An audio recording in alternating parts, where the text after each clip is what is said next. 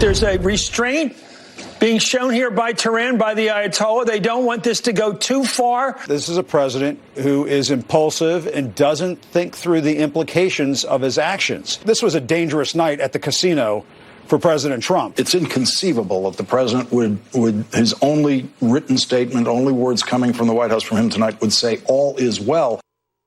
He did say a little more than that. Critics in the media wasting no time taking aim at President Trump and their coverage of Iran's attack against U.S. forces in Iraq. It's almost as if they're pro-Iranian. Here to weigh in is Muslim scholar and author Dr. Qanta Ahmed. Thank you so much, Dr. Ahmed, for being with us. Pleasure. What do you make of what the media is doing in their messaging?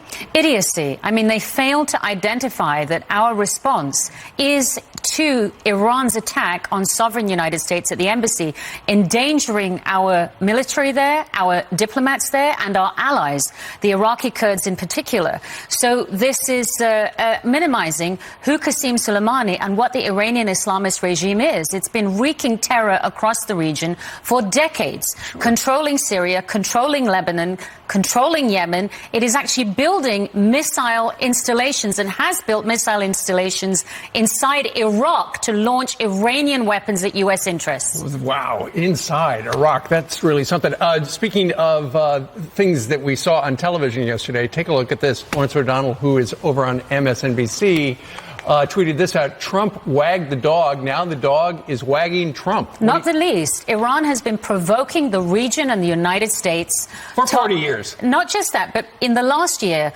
it targeted and downed an American drone. It's targeting ships in the Strait of Hormuz. Remember, in the past, Iran has actually mined the Persian or Arabian Gulf, depending on which side you are, to sink oil tankers. It's launched the largest attack on Saudi Arabian petrochemical facilities in 90 years.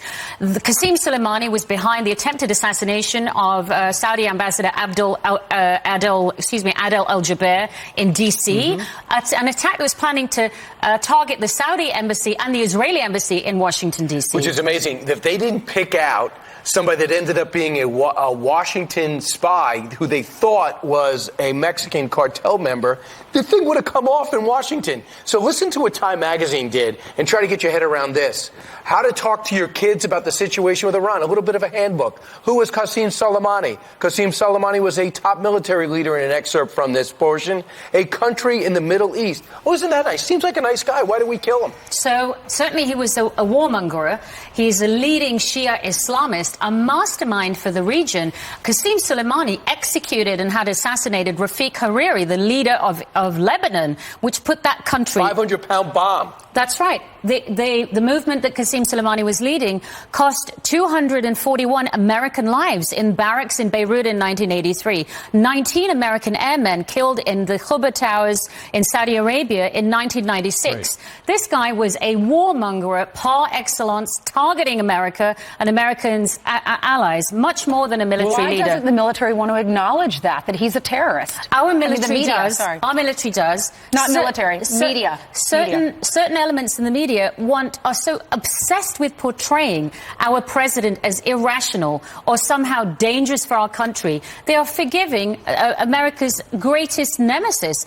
Remember, Iran calls us the great Satan and Britain the little Satan. They seem to forget that, and they have no understanding of Islamism, whether it's Shia Islamism coming from Iran or Sunni Islamism coming from, for instance, Al-Qaeda. It does make sense that Time Magazine would do something about how to talk to your children about what's going on, because you've heard so many people on TV say, it could be World War III, but at the same time, just be truthful and tell the whole story, and that's what's leading. Quite frankly, I have confidence in American parents. They know how to talk to their children and how to shield them. We don't need this kind of mindlessness guiding them in the wrong way. Yeah, we have parenting magazines for that. We don't look for Time Magazine. You just got back from Iraq, so you're not just talking in theory. You were just there.